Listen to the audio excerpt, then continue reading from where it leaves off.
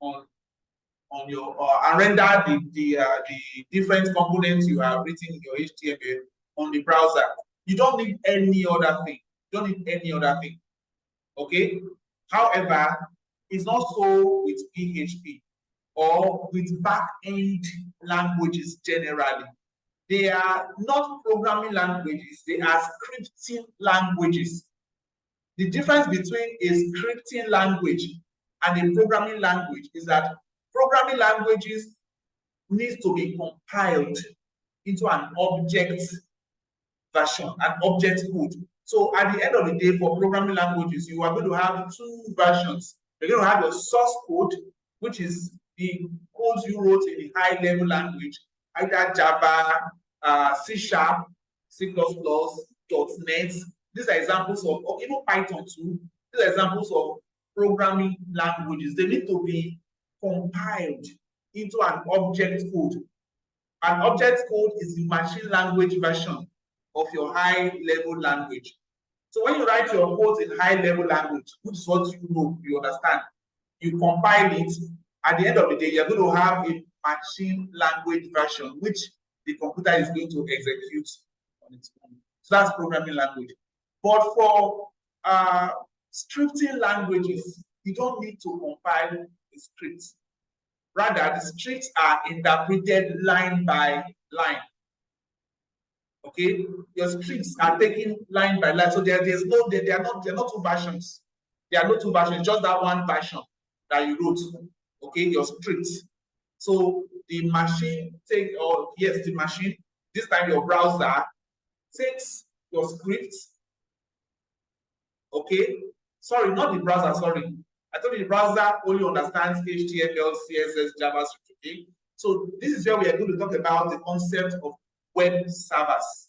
Web servers. You need a web server to be able to take your PHP code and interpret it, convert it into what your browser can understand, execute, or render for all to see. Okay, your web server can also communicate with your database. All right, your browser cannot communicate with your database. No. Okay, and your browser cannot also carry out computations. No, that is not true. JavaScript can carry out computations, but on the browser, right on the browser, right? The example we did last, the calculator, you know, you could simply do some small, not small, you can do any form of calculation at all, right? All at the front end, just using your JavaScript, right? That was the last example we did in class. Beautiful. However, for back end PHP, the computations are not done on the browser level. They are taken to the web server for computations. So in terms of security, okay, when you are dealing with data that is sensitive, that need to be computed in a secured manner, you don't do that on your browser. So you don't use JavaScript for that.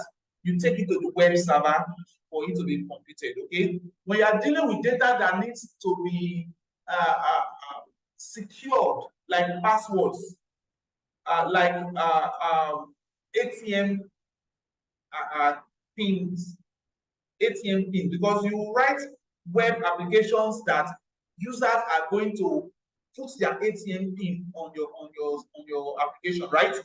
So if your application is processing all that on the web browser, it's not secured. It's not secured. It needs to be taken to the web where nobody have access to, okay, and processed right there on the web. So where web servers can either be hardware or software. Can either be hardware or software. The system on which your web server is sitting on can also be referred to as a web server. Okay, the system on which, well, maybe right now we are busy, we are still writing standalone applications, but in enterprise system, The web server is on just one system. Okay, so the developers and their different cubicles developing, okay, but accessing the web server on the remote system. Do you understand? On the remote, on the web server. Yes, a remote system, not directly on their own local host. So the hardware and the software together, they are both referred to as a web server. Okay. However, when we talk about web servers, we are actually referring to the software web server itself. Okay. Now, there are different kinds of web servers. We'll be taking a look at different kinds of web servers. For instance, in PHP, we're going to be dealing with the following web servers.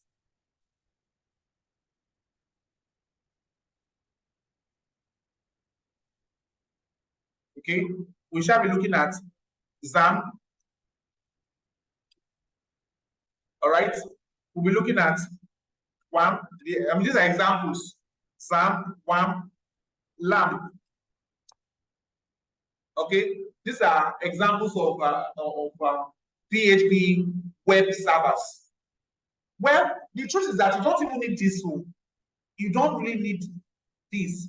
You can just install PHP manually on your system, right?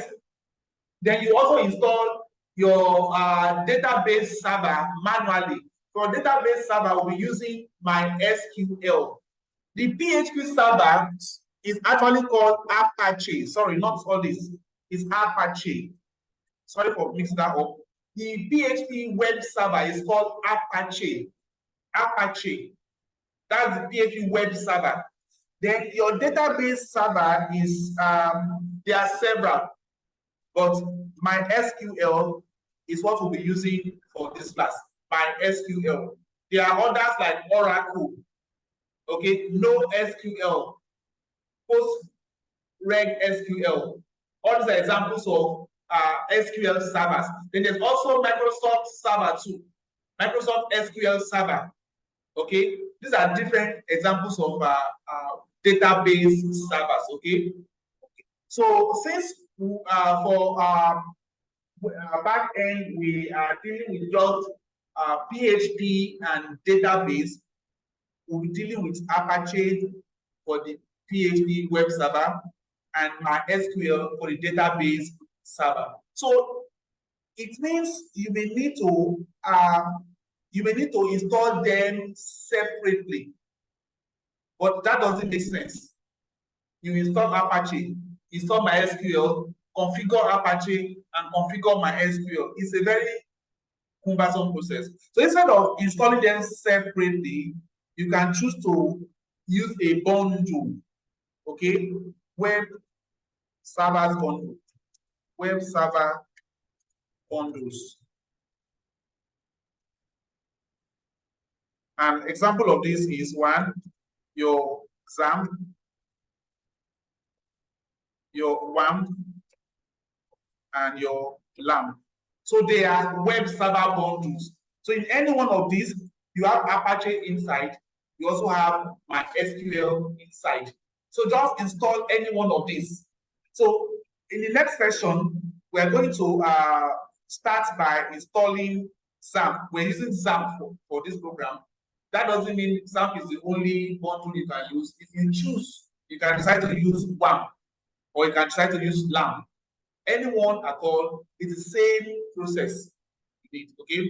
But I use XAMPP and I recommend XAMPP for my students as well. So I will see you in the next session.